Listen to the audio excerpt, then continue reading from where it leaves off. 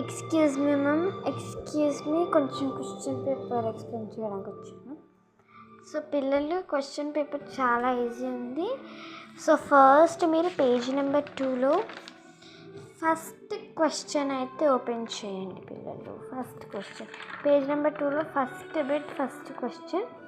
అది 1 2 9 7 4 5 6 ఉంది కదా, దాన్ని కొట్టేసి 7 5 8 2 4 7 అని రాయండి.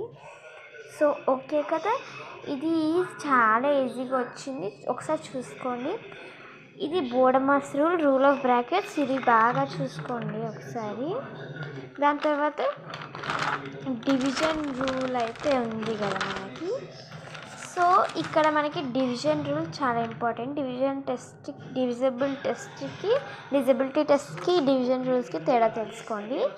బ్యాక్ సైడ్ పేపర్ ఉందని కూడా చూసుకోండి. ఫ్రాక్షన్స్ ఇంకా డెసిమల్స్ చాలా ఈజీ. సింప్లిఫికేషన్స్ అంటే సింపుల్గా రాయడం కాదు ఆ నెంబర్స్ని.